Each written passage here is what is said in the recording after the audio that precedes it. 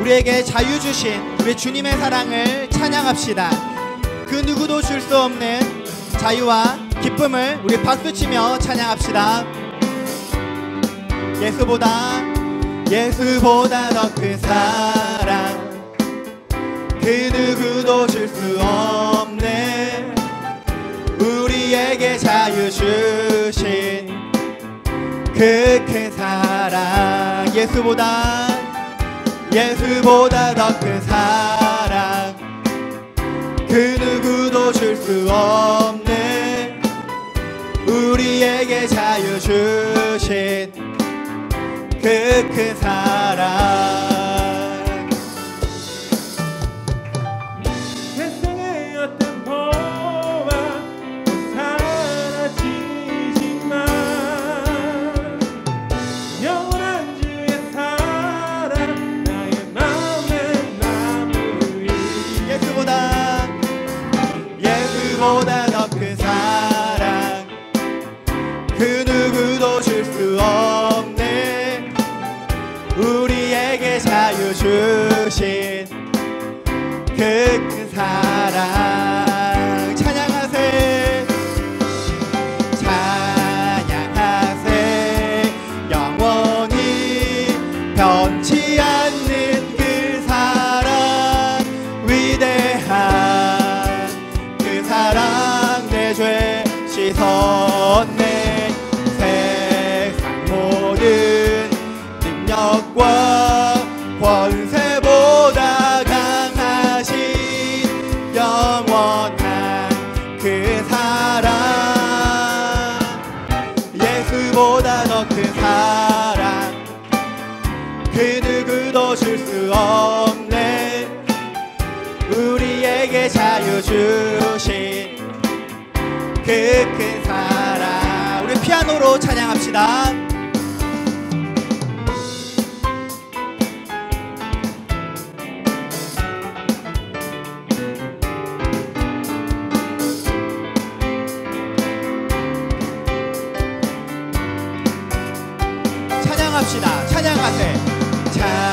찬양하세 영원히 변치 않는 그 사랑, 위대한 그 사랑, 내 죄 씻었네.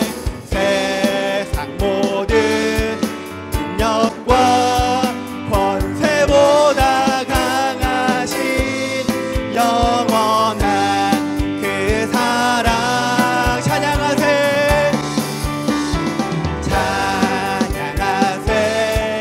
영원히 변치 않는 그 사랑, 위대한 그 사랑, 내 죄 씻었네. 세상 모든 능력과 권세보다 강하신 영원한 그 사랑, 예수보다 더 큰 사랑, 그 누구도 줄 수 없네. 우리에게 자유 주신 그 큰 사랑, 우리에게 자유 주신 그 큰 사랑, 우리에게 자유 주신 사랑을 노래합시다. 주신 그 큰 사랑. 할렐루야. 주님의 이름을 찬양합니다.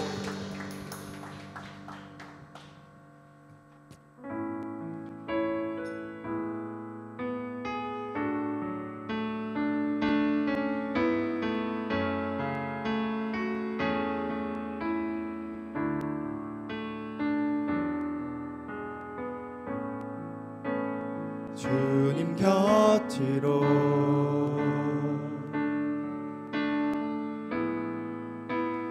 날 이끄소서.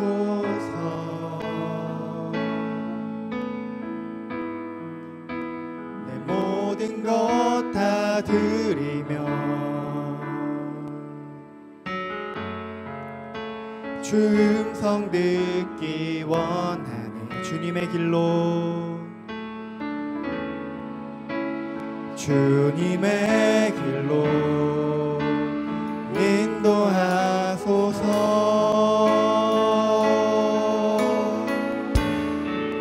주님만이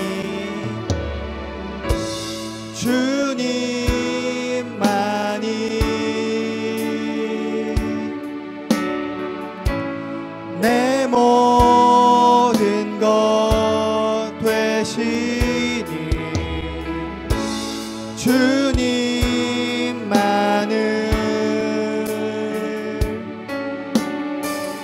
더 알게 하소서. 나의 참 소망, 나의 참 소망, 그 무엇과도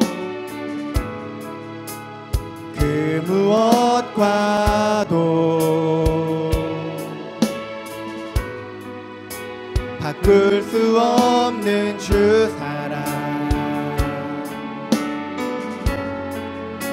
그 품 안에 난 길이 주님의 길로, 주님의 길로 인도하소서.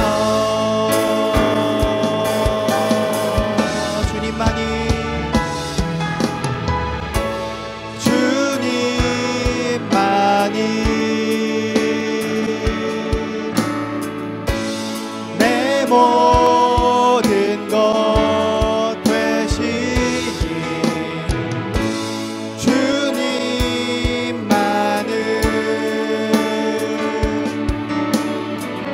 더 알게 하소서. 주님만이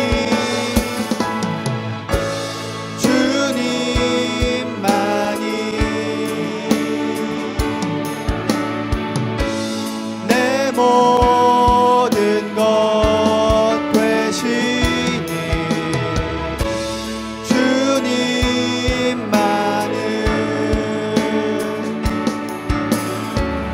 더 알게 하소서. 주님만이 내 모든 것 되십니다. 주님만이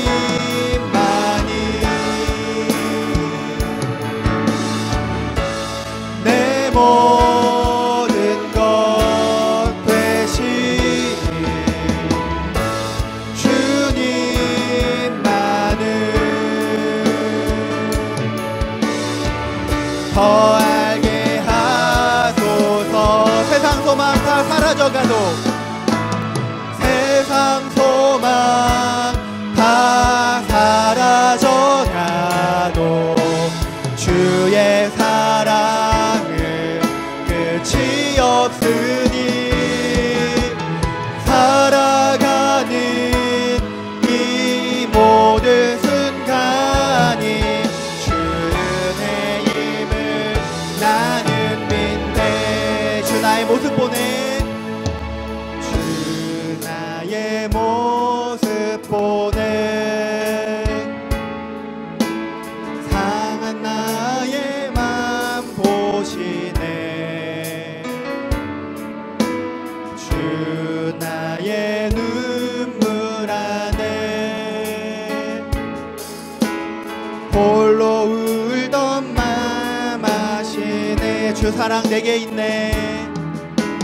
주 사랑 내게 있네. 그 사랑이 날 채우네. 주 은혜 내게 있네. 그 은혜로 날 세우네. 세상 소망, 세상 소망 다 사라져가도 주의 사랑은 끝이 없으니 살아가는 이 모든 순간이 주 은혜임을 나는 믿네. 세상 소망 다 사라져가도, 세상 소망 다 사라져가도 주의 사랑은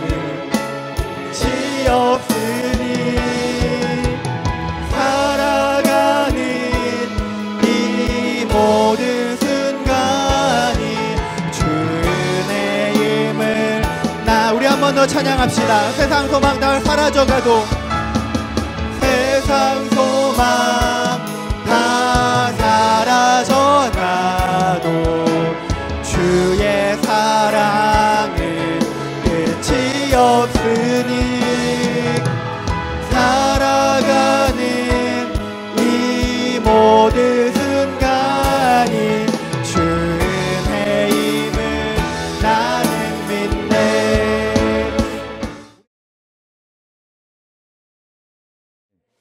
바울은 에베소에서 3년 동안 아주 심혈을 기울여 사역을 했습니다. 그리고 우리가 두란노 소원이라고 알고 있잖아요. 지금 이제 뭐 두란노 소원이 출판사 그런 이름인데, 이게 사실은 에베소에 있던 이름이었어요. 바울이 두란노 소원이라는 곳에서 2년 동안 말씀을 가르치고 전파하는 일에 힘썼습니다. 그래서 그 안에 복음으로 말미암은 엄청난 일들이 일어났습니다. 이 에베소가 우상과 마술이 아주 성행하던 곳이었어요. 근데 복음이 전해지니까 사람들이 복음을 받고, 특별히 이제 마술하는 사람들이 그 마술 또 주술과 관련된 책을 모아놓고 불사릅니다. 이제 더 이상 필요 없다는 것이죠. 내가 예수님만 믿겠다라는 것입니다. 그래서 그 불살았는데 이게 얼마나 됐느냐? 돈으로 환산하니까 그 당시에 은 5만이다. 오늘날로 하면 한 사람이 135년치의 연봉에 해당하는 엄청난 돈입니다. 그러니까 적게 잡아도 50억이 넘는 어마어마한 그 책이 불태워질 정도로 그 안에 예수님을 믿고 나타난 엄청난 변화들이 있었어요. 뿐만 아닙니다. 아르테미스라고 하는 그 여신의 신전이 에베소에 있었는데, 우상 장사들이 그 여신의 모양을 깎아서 이걸 이제 팔았거든요. 수입이 꽤 괜찮았어요. 그런데 복음이 전해지니까 사람들이 더 이상 우상을 섬기지 않는 것입니다. 그러니까 우상을 살 일도 없죠. 갑자기 수입이 완전히 급감하게 되었습니다. 이게 큰 문제죠. 생업에 큰 위기가 닥친 것입니다. 그래서 그 우상 장사하는 사람들이 모여서 규탄하고 시위하고 고소하는 이 일들이 벌어졌어요. 그러니까 여러분, 복음 때문에 에베소에는 엄청난 부흥이 일어난 것입니다. 에베소 사람들은 그냥 적당히 믿는 사람들이 아니라 완전히 이전과 180도로 돌아선 그런 삶을 믿음으로 살아가는 분명한 믿음의 증거가 있는 사람들이었어요. 그래서 15절 말씀해 보십시오. 이렇게 얘기합니다.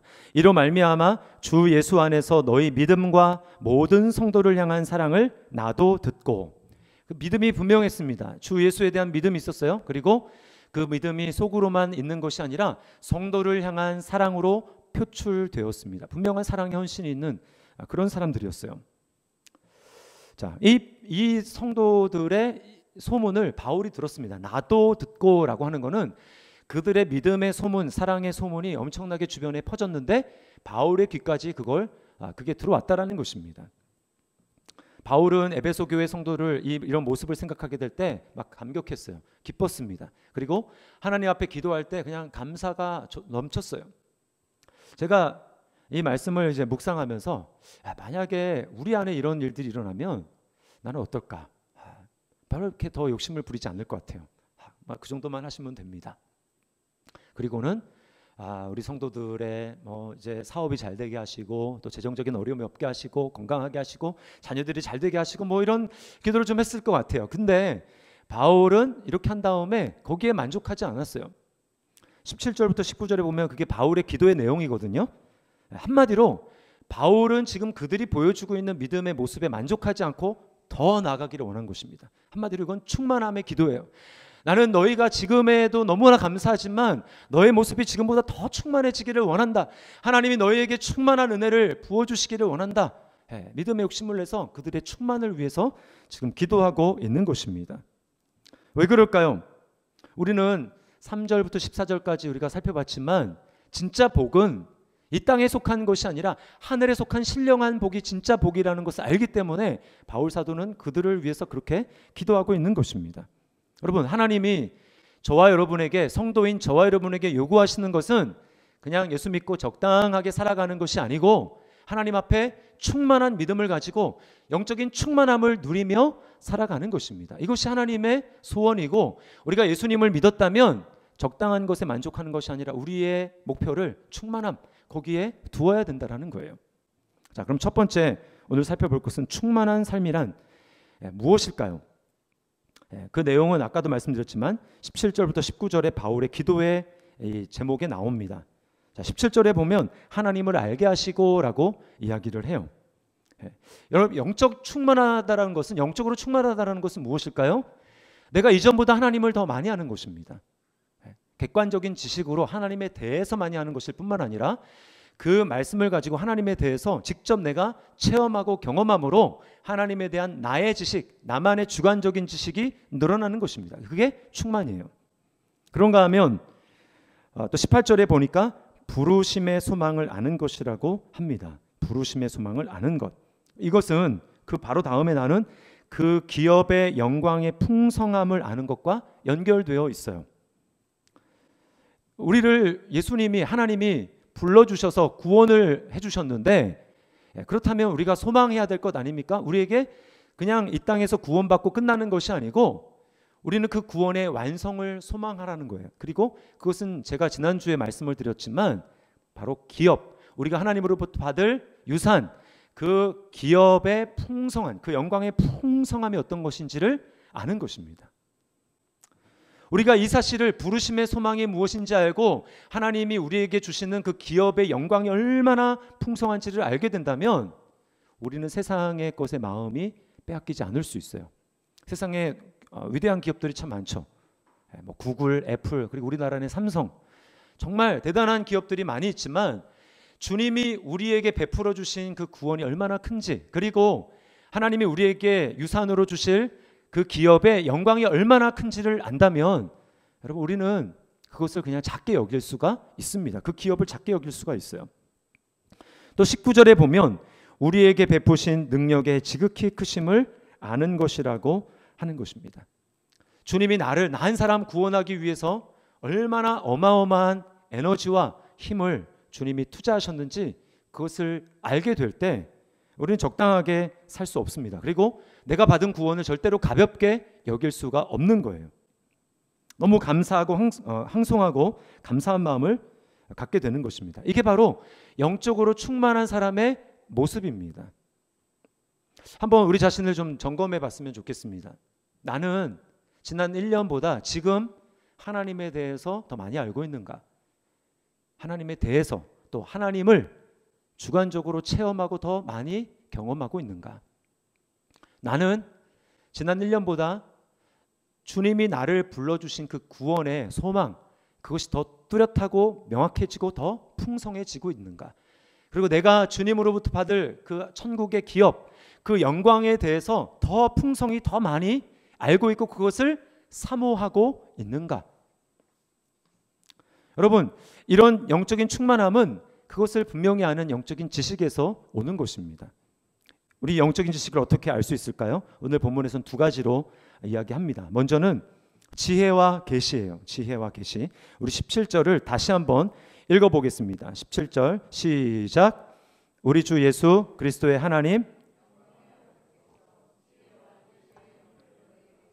하나님을 알게 하시고. 네, 여기 지혜와 계시의 영이라고 했는데 지혜와 계시의 영은 성령이거든요.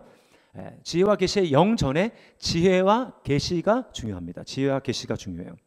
지혜와 계시가 뭘까요? 한마디로 얘기하면 성경입니다. 성경. 우리는 성경을 통해서만 하나님을 제대로 확실하게, 바르게, 충분하게 알 수 있습니다. 물론 로마서 1장에 보면 자연 만물에도 하나님을 알만한 것을 보여주셨다라고 이야기를 합니다만 여러분, 그것을 통해서는 불충분합니다. 하나님이 정말 살아계시는지, 그 하나님이 인격적인 분이신지, 나를 사랑하는 분인지, 나를 위해서 자신의 피를 희생해서 나를 구원하시는 분이신지 자연 만물을 보고는 알 수가 없어요. 오직 우리는 성경 말씀, 계시의 말씀을 통해서만 하나님을 명확하게, 정확하게, 충분하게 알 수 있는 것입니다. 가끔 어떤 분은 저는 기도하면서 계시를 받습니다, 이렇게 이야기하는 분이 있습니다. 하나님의 음성을 듣거나 아니면 환상을 보거나 그런 것이죠. 그래서 제가 분명하게 말씀을 드리지만 여러분, 그거는 계시 아닙니다. 계시는, 오늘날 계시는 성경밖에 없어요. 성경밖에. 계시 받는 누군가도 없습니다. 아무리 굉장히 성령으로 충만한다 해도 그 사람은 계시 받는 사람이 아니에요. 계시는 성경입니다. 그러면 음성을 듣고 또 환상을 보고 하는 것은 무엇인가요? 하나님이 이미 계시에서 성경 말씀에서 우리에게 알려주신 것들에 대해서 적용하는 것입니다. 우리에게 적용하기 위해서 하나님이 우리에게 그렇게 알려주시는 것이죠. 자, 두 번째는 성령의 조명을 구하는 것입니다. 자, 지혜와 계시로 끝나지 않고 지혜와 계시의 영이라고 했어요. 그것은 바로 성령입니다. 지혜와 계시는 어떻게 알 수 있습니까? 그것은 지혜와 계시의 영이신 성령께서 우리의 눈을 열어서 보게 해주셔야, 우리에게 조명해 주셔야 말씀을 깨닫고 알 수가 있는 것입니다. 그래서 바울 사도는 이것을 위해서 지금 기도하고 있는 거예요. 너희가 충만하려면 지혜와 계시를 알아야 할 뿐만 아니라 지혜와 계시의 영이 너희의 마음의 눈을 밝혀주셔야 된다라고 지금 기도하고 있는 것입니다. 다윗도 이것을 알았어요. 그래서 시편 119편 18절 말씀에 이렇게 고백합니다.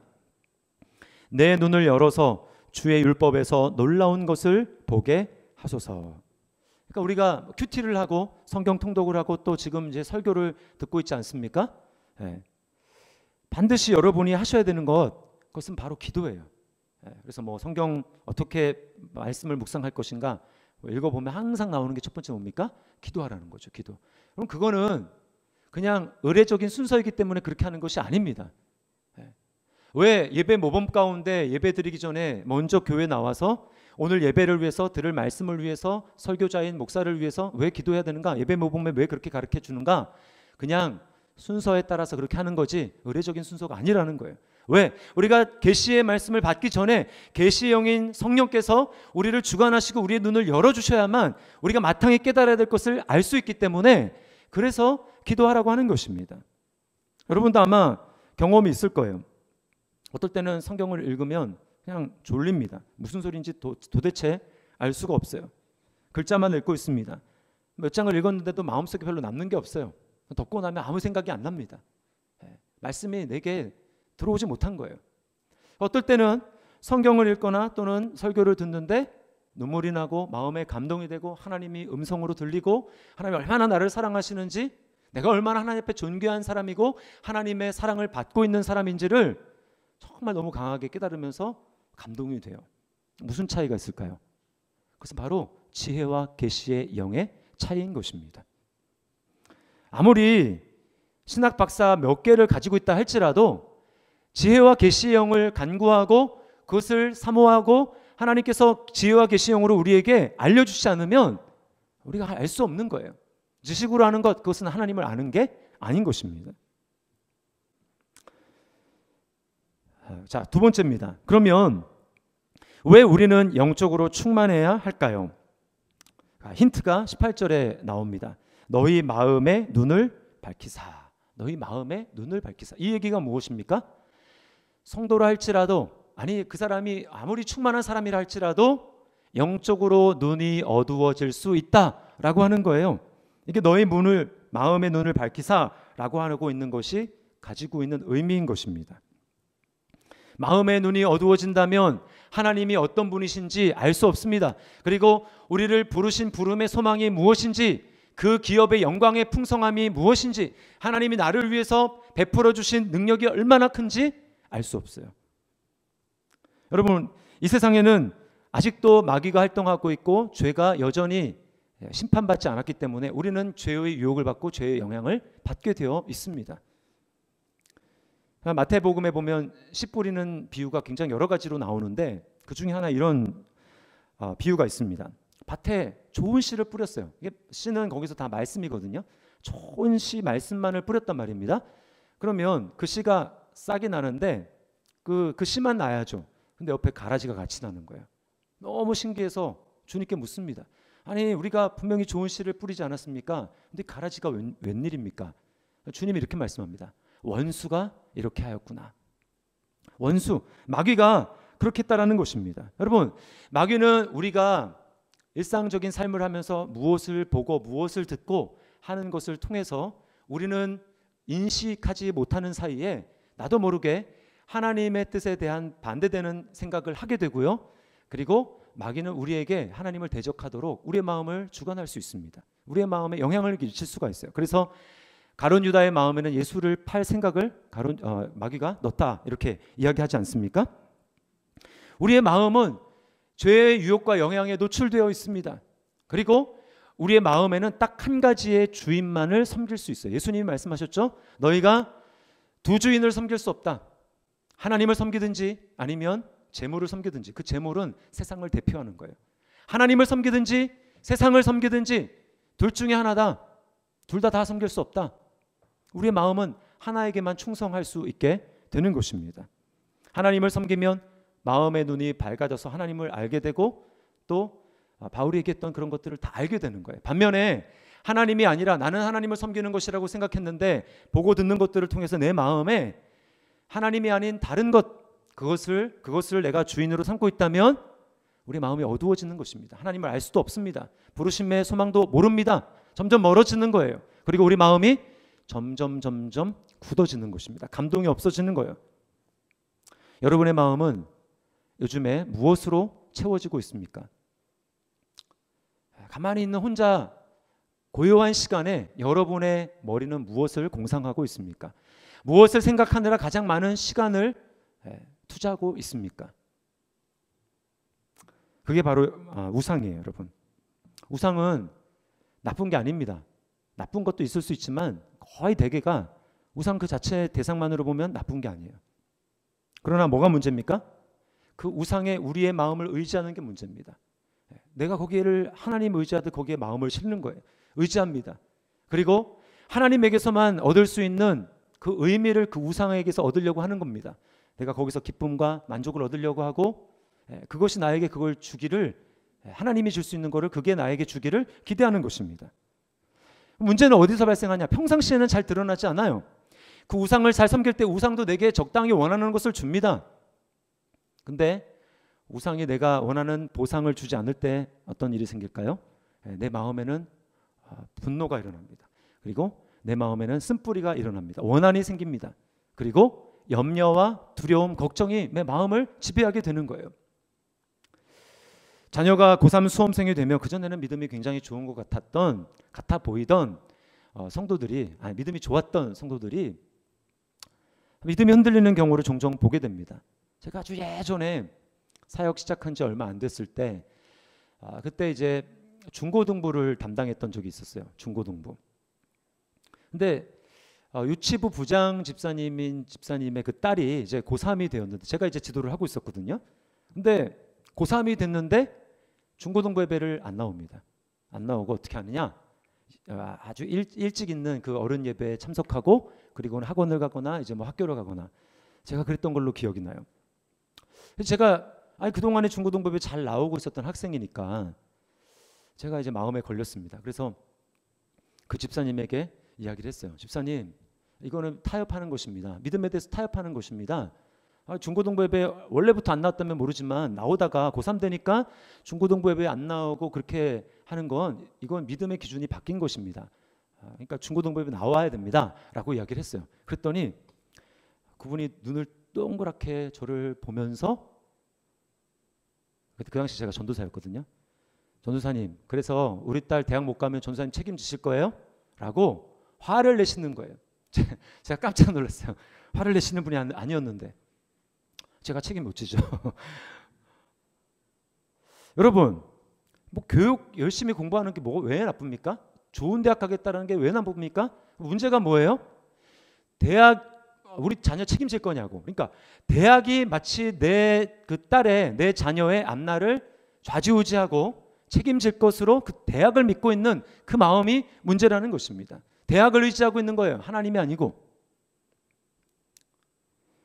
여러분, 그것은 하나님을 인정하지 않는 불신이요 우상인 것입니다. 저는 균형이 있어야 된다고 봐요. 뭐 교회만 살고 그러면 안 되죠. 열심히 공부를 하고 내가 해야 될 최선을 다해야 됩니다. 그럼에도 불구하고 대학이 우리 자녀의 앞날을 결정하지 않습니다. 하나님께서 우리 자녀들의 앞날을 결정하시고 인도하시는 것을 여러분 믿으시기를 바랍니다. 그게 우리 하나님을 믿는 것이죠. 하나님 믿는다면 당연히 우리가 그렇게 해야 되는 것이죠. 돈도 마찬가지입니다. 요즘 이제 코로나19로 경제적으로 어려운 때를 우리가 보내는 성도들이 적지 않지 않습니까? 어느 집사님이 이제 그러셨대요. 여보, 큰일 났어. 통장에 돈이 없어. 어떡하지? 그래서 이제 괜찮다고 이렇게 이야기를 해줬대요. 또 와가지고 여보 잔고가 없어. 잔고가 어떻게 하지? 몇 번은 이제 계속 그렇게 이렇게 다독여주고 괜찮다고 격려를 했는데 계속 반복이 되니까 진짜 이렇게 되다가 뭔가 문제가 발생하는 거 아닌가라는 이 염려와 두려움이 찾아오더라는 것입니다. 여러분, 저는 이제 그 얘기를 이렇게 들으면서 이런 생각 한번 해봤습니다. 우리가 평안하다, 하나님이 주시는 평안이 있다라고 하는 게 어쩌면 속고 있는 건 아닐까? 아직 어쩌면 한 번도 내가 생각하기에 이 정도로 되면 굉장히 위험한데? 라고 하는 그 위험 수위에 안 내려가 봤기 때문에 그 돈이 있기 때문에 나는 하나님이 주시는 평안이 있어요 라고 그렇게 우리는 속고 마치 그것이 하나님이 주시는 평안인 것처럼 그렇게 얘기하고 있지는 않을까라는 생각을 해봤습니다. 여러분, 저도 이 부분에 대해서 자유롭지 못합니다. 우리가 다 아시는 것처럼 우리 교회가 이제 1월 달에 초에 공사했잖아요. 공사. 참 타이밍 정말 기가 막히죠. 공사를 했어요. 공사 왜 했습니까? 이제 꾸준히 성도들이 늘고 있으니까 이때 우리가 미리 좀 대비해야 된다. 음식 냄새도 나니까 주방도 절로 옮기고 또 잠옷실도 옮기고 교육자 사무실도 절로 옮기고 이제 그러면서 트는 김에 답답하니까 천장도 트자 해가지고 이제 공사한 것 아닙니까? 그게 처음보다 이제 예산이 더 많이 막상 뜯고 보니까 예상치 못한 게 많더라고요. 그래서 그 에너지와 여러분 그 재정이 제가 맨 처음에 이곳에 그 개척하고 인테리어 했을 때 그 정도의 재정과 에너지가 들어갔어요. 그랬는데 코로나가 딱 진짜 그 딱 끝나고 한 주가 지나서 거짓말같이 코로나가 딱 터졌어요. 그러니까 뭐 새로운 성도 더 오는 거는 막 고사하고 우리 교회 성도들도 못 오고 예배 못 오는 그런 상황이 발생했습니다. 그리고 막 그때 또 소상공인이 어렵다, 경제가 점점 어려워질 거다, 뭐 이런 얘기가 막 나왔습니다. 그러니까 제가 어떤 생각이 드냐면 처음에 이제 믿음으로 시작했잖아요. 근데 이러다가 이 교회 이거 큰 문제 나는 거 아니야? 이 교회 부도나는 거 아니야? 큰 어려움 닥치는 거 아니야? 이런 생각이 드는 거예요. 혹시 이제 오해할까봐 그런 없습니다. 하나님의 은혜로 막 더 풍성했어요 지금. 근데 여러분 그 당시에 제 마음에 있었던 것은 뭐냐? 왔다 갔다 했어요. 막 어쩔 때는 그래, 하나님이 이때까지 했던 것처럼 앞길을 멋지게 인도해 주실 거야. 그렇게 하다가도 또 돌아서면 어떻게 하지? 또 하나님 인도해 주실 거다. 또 어떡하지? 막 왔다 갔다 하는 것입니다. 여러분, 제 마음이 막 불안하고 그런 것은 지금 그 순간에는 뭐예요?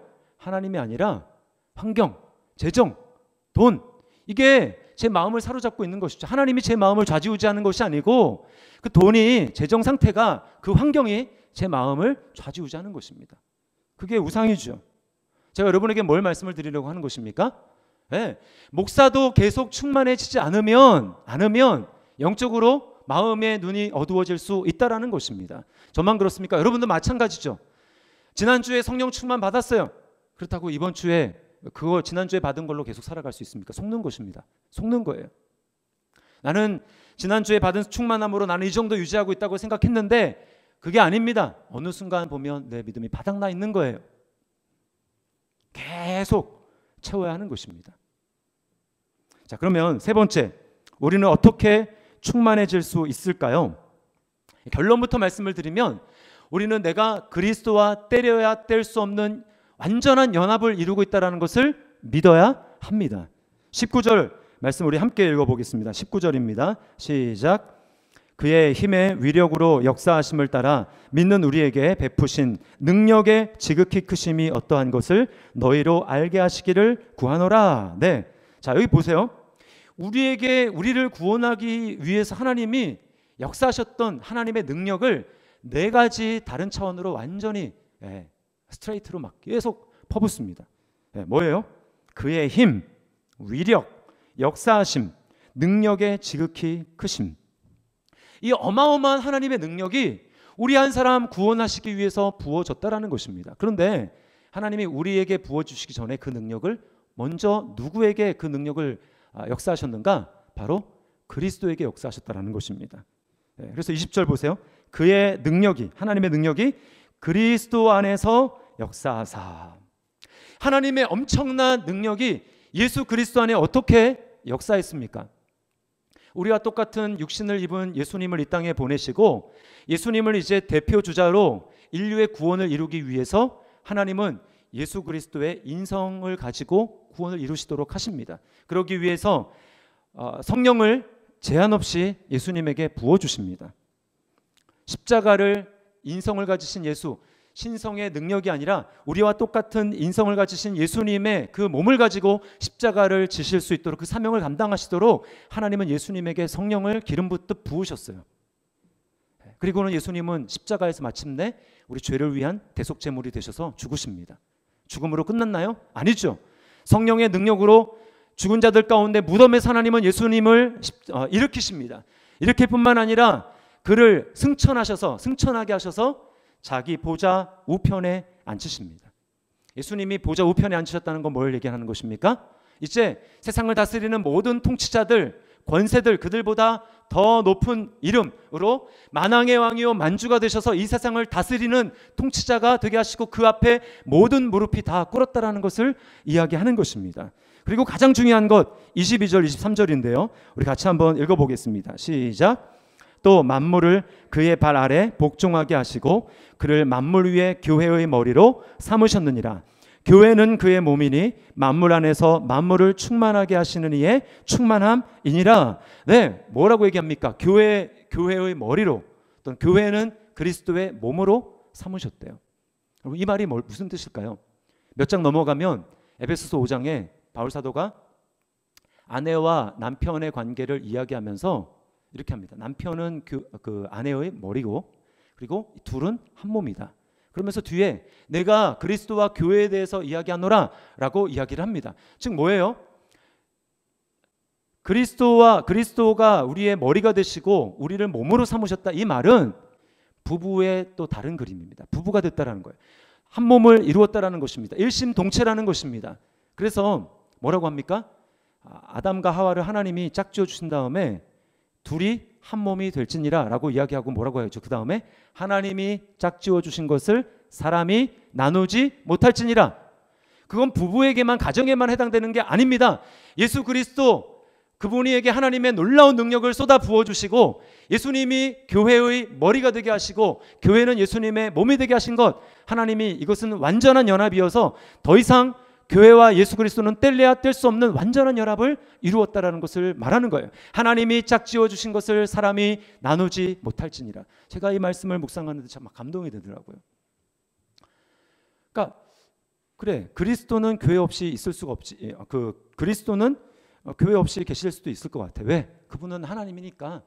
그런데 교회가 없는 그리스도가 있을 수가 없다라고 하는 게 너무 감동이 되는 것입니다. 한 몸으로 주님이 우리를 위해서 그런 은혜를 베풀어 주셨다라는 거예요. 더 이상 끊어지지 않기 위해서 우리에게 놀라운 구원의 은혜 베풀어 주시고 더 이상 나누어지지 않도록 완전한 연합, 어떠한 것도 예수 그리스도와 우리를 뗄 수 없는 완전한 연합을 이루어 주셨다라는 거예요. 여러분 이 사실을 믿습니까? 어떠한 것도 끊을 수 없어요. 그래서 바울이 로마서에서 감격적으로 외치지 않습니까? 누가 우리를 그리스도의 사랑에서 끊으리요? 환난이나 곤고나 박해나 기근이나 적신이나 위험이나 칼이랴. 어떠한 외부에 있는 환경이라 할지라도 우리를 그리스도의 사랑에서 끊을 수가 없는 거예요. 이것이 바로 신비한 연합입니다. 여러분, 이 연합을 그리스도와 뗄 수 없다라는 연합을 확신하게 될 때에 거기서부터 주님의 충만함이 우리에게 오는 것입니다. 이걸 확신해야 돼요. 충만함은 내가 노력해서 만들어지는 나에 속한 것이 아니고 이미 완전히 충만하신 그분으로부터 우리에게 쏟아져 부어지는 것입니다. 그래서 골로새서 2장 9절 10절에 이렇게 이야기합니다. 그 안에는 그리스도입니다. 그 안에는 신성의 모든 충만이 육체로 거하시고 너희도 그 안에서 충만하여졌으니 그는 모든 통치자와 권세의 머리시라. 또 요한복음 1장 16절을 우리 같이 한번 읽어보겠습니다. 시작. 우리가 다 그의 충만한 데서 받으니 은혜 위에 은혜로라. 아멘. 예. 그의 충만한 데서 받으니 은혜 위에 은혜로라. 이게 바로 우리가 충만함을 경험할 수 있는 방법입니다. 여러분, 충만하신 그리스도와 연합된 나는 한 몸이다 라는 것을 우리가 정말 인식하고 믿는다면 우리가 어떻게 행동해야 될까? 어떻게 살아야 할까요? 다시 앞으로 돌아갑니다. 앞으로 돌아가서 우리는 하나님을 알기 위해 더 애써야 하고, 그리고 우리의 부르심의 소망을 확신하기 위해서 더 확고해야 하고, 그리고 그 기업의 영광의 풍성함을 우리가 더 넘치도록 기대하고 소망해야 한다라는 것입니다. 이것은 아까 앞에서 제가 두 가지를 얻을 수 있다고 말씀을 드렸죠. 뭐라고 그랬죠? 이 영적인 지식 어떻게 얻는다고요? 성경과 그리고 성령, 성경과 성령, 계시와 계시의 영, 그걸 통해서 우리가 알 수가 있는 것입니다. 여러분, 내가 영적인 지식이 충만한 삶을 사느냐 아니면 육신이 충만한 삶을 사느냐, 이것은 내가 지금 어디에 더 많이 노출되어 있고 어디에 더 많은 영향을 받고 있는지 거기에 달려 있습니다. 여러분, 하루에 얼마나 많은 미디어에 노출되어 있습니까? 뉴스를 보죠, 또 드라마 보죠, 영화 보죠, 또 뭐 회사에 있거나 또 주변에 동네에 있는 사람들과 이런저런 이야기를 나누면서 우리는 그 듣는 정보, 눈으로 보는 것, 귀로 듣는 것, 거기에 영향을 받게 되어 있어요. 적어도 아마 한 3-4시간 될 것입니다. 대화 나누는 것까지 한다면. 그러면 여러분이 말씀과 기도를 통해서 하나님께 영향을 받는 시간은 얼마나 되십니까? 얼마나 많이 영적인 일에 노출되어 있어서 영향을 받고 있습니까? 거의 없거나 뭐 있어도 한 1-20분 이 정도밖에 안 된다면 여러분, 영향력의 싸움에서 이미 진 거예요. 무엇을 많이 접하고 많이 영향을 받느냐, 입으로 나올 수밖에 없어요. 제가 이제 며칠 전에 저녁을 먹고 이렇게 잠깐 쉬고 있는데, 제가 평소에 그 찬양 이렇게 잘 익숙한 찬양도 아니고 안 불렀는데 불렀어요. 그날따라 그 찬양이 나오더라고요. 이런 것입니다. 날이 저물어 갈 때, 빈들에서 걸을 때, 그때가 하나님의 때, 이런 찬양이에요. 그리고 후렴에는 주가 일하시네, 주가 일하시네, 이 찬양이거든요. 그러니까 이제 많이 부르지도 않았어요. 가사가 기억이 안 나가지고 부르다가 아닌가 다시 앞으로 가서 한두 번 좀 불렀나? 그런데요, 신기한 게 한 3분인가 있다가 우리 아들이 방에 있다가 딱 화장실 가려고 나오는데 제가 방금 전에 그 했던 거를 입으로 흥얼거립니다. 날이 저물어 갈 때, 빈들에서 외칠 때. 단순한 거예요. 인간이 그렇게 단순합니다. 방금 전에 들은 게 그냥 입 밖으로 나오는 거예요. 들어가니까 인풋이 있으니까 아웃풋이 나오는 것입니다. 여러분, 제가 여러분에게 드리고자 하는 말씀이 뭐예요? 여러분이 무엇을 인풋하고 있습니까? 여러분 안에로 무엇이 들어가고 있고 여러분 안에 무엇이 영향을 미치도록 여러분은 보고 있으며 귀로 듣고 있느냐는 거예요. 세상의 뉴스 막 불안하게 하는 그런 걸 많이 듣고 있으면 성령 충만해집니까? 아닙니다. 마음이 불안해지는 거예요. 그러므로 우리 두 가지에 힘써야 됩니다. 다시 앞에서 얘기했던 두 가지. 첫 번째, 성경 읽기에 힘쓰십시오. 나 혼자 산다 그 프로그램 제가 잘 보진 않는데 어쩜 한 6월 달인 그때 봤는데요. 거기에 손담비 씨가 나왔어요. 손담비 씨. 근데 뭐라고 하냐면 하루 일정을 마무리하고 밤에 이제 이렇게 대화방, 톡방에 들어간다라는 거예요. 그러니까 그 톡방이 뭐냐? 바로 성경 통독하는 톡방입니다. 그러니까 본인뿐만 아니고 공효진, 려원, 이한이, 정경옥 씨를 비롯해 연예인 한 11명이 모여서 성경을 통독하는 거예요. 근데 성경을 얼마 만에 통독하느냐? 90일 만에 신구약 성경을 일독을 하는 것입니다. 제가 굉장히 놀랐어요. 야, 연예인들이 정말 믿음이 좋구나. 굉장히 열심히 주님을 알기 위해서 애쓰는구나 라고 하는 것을 깨달았습니다. 여러분, 성경 90일 만에 신구약 성경 다 한번 읽으려면 한 2시간은 하루에 투자해야 그렇게 읽을 수 있습니다. 우리가 도전 받아야 돼요. 그런 부분에 대해서. 야, 정말 저런 연예인들도 연예인들 비하해서가 아니고 연예인들도 저렇게 정말 말씀으로 살기 위해서 애쓴다면 우리도 더 그렇게 해야죠. 말씀으로 채워야 합니다. 그런가 하면 계시의 영인 성령을 구하십시오. 기도하기 위해서 시간을 떼어 놓으시기 바랍니다. 새벽을 깨우고 또 수요 성령 집회 와서 부르짖어 기도하십시오. 지혜와 계시의 영으로 충만해져야 합니다. 이번 주에 이제 다락방 방학이 들어가는데 여러분, 우리 혼자로는 한계가 있습니다. 우리의 의지가 강하지 못하기 때문에 혼자 한계가 있어요. 그러면 어떻게 해야 됩니까? 다락방은 방학이지만 여러분, 우리 신앙생활에는 방학이 없습니다. 있어서도 안 돼요. 어떻게 해요? 계속해서 말씀을 읽어야죠. 그리고 기도해야죠. 다락방에서 그렇게 서로 격려하는 것입니다. 그래서 이 방학 중에서도 계속해서 말씀과 기도에 우리가 영향력이 노출될 수 있도록, 그래서 하나님께 우리가 마음을 두고 세상에 우리 마음에 충만한 것이 아니라 내가 하나님의 말씀과 성령으로 채웠기 때문에, 영향을 받았기 때문에 내 안에서 나가는 것도 성령과 하나님의 말씀이 될 수 있도록 우리가 애써야 하는 것입니다. 여러분, 기억하십시오. 둘 중에 하나입니다. 우리의 마음은 중립지대가 없어요. 성령으로 충만하든지 아니면 내 정력과 육신과 세상으로 충만하든지, 둘 중에 하나입니다. 성령으로도 어느 정도 있고 세상의 정력으로도 어느 정도, 이런 거 없어요. 그렇다는 얘기는 이미 정욕에 사로잡혀 있다라는 것입니다. 육신이 충만합니까? 하나님을 알지 못할 것입니다. 부르심에 대한 소망도 희미해질 것입니다. 그 기업의 영광의 풍성함이 어떤 것인지 알지 못할 것입니다. 구원받은 감격이 점점 희미해질 것입니다. 감동이 없을 것입니다. 그러나 여러분, 성령으로 충만해지고 있습니까? 성령으로 마음 가운데 채웠습니까? 우리 마음에 감격이 있습니다. 감사가 있습니다. 환경이 아무리 힘들다 할지라도 우리 마음을 짓누를 수 없는 하나님의 평화, 가짜 평화가 아니라 진짜 평화, 모든 게 의지하는 것이 사라져도 마음에 빼앗기지 않는 하나님의 평화가 우리 마음 가운데 있는 것입니다. 그러므로 우리가 뭘 선택해야 됩니까? 영적으로 충만한 그 삶을 선택해야죠. 기억하십시오. 예수 그리스도와 우리는 절대로 때려야 뗄 수가 없습니다. 이걸 믿어야 합니다. 그걸 확신할 때 우리는 말씀과 기도로, 계시와 계시의 영으로 우리는 점점 더 하나님 앞에 나아가고 하나님을 알게 될 것이고 더욱더 충만한 삶을 살아가게 될 줄 믿습니다. 이런 은혜가 저와 여러분의 삶 가운데 더욱더 날마다 넘칠 수 있기를 주님의 이름으로 축원합니다. 우리 말씀을 기억하면서 우리 찬양하도록 하겠습니다. 이 땅에 오직 주밖에 없네, 그 무엇도 나를 채울 수 없네, 주님의 평안 내 안에 있네, 그 누구도 빼앗을 수 없네. 우리 찬양하겠습니다.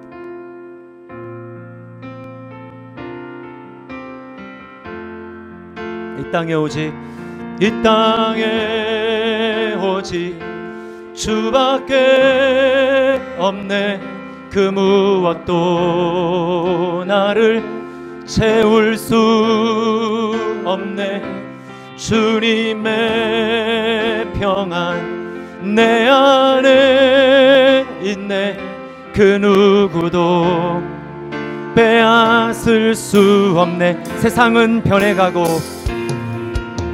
세상은 변해가고 소망은 힘을 잃어도 변함없이 붙드시는 그 구원의 손길, 폭풍이 몰려와도 두려움 물러가네, 우릴 위해 싸우시는 그 손을 의지해. 아멘. 이 땅에 오직, 이 땅에 오직 주밖에 없네, 그 무엇도 나를 채울 수 없네, 주님의 평안 내 안에 있네, 그 누구도 빼앗을 수 없네. 이 세상 어디에서 평안을 찾을 수 있나?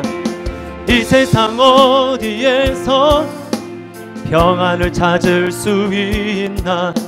목숨까지 내어주신 그 깊은 사랑을 우리가 바래왔고 꿈꾸어왔던 미래가 그 한없는 사랑 안에서 열리고 있네. 아멘. 이 땅에 오직, 이 땅에 오직 주밖에 없네, 그 무엇도 나를 채울 수 없네, 주님의 평안 내 안에 있네. 그 누구도 우리 두 손을 가슴에 모으고 이 땅에 오직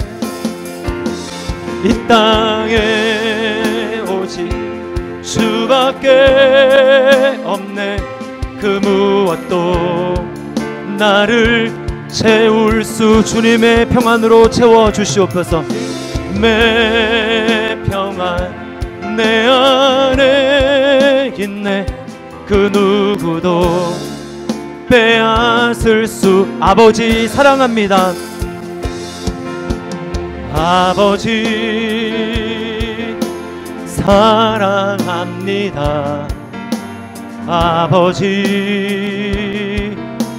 경배합니다. 아버지 채워주소서. 채워주소서.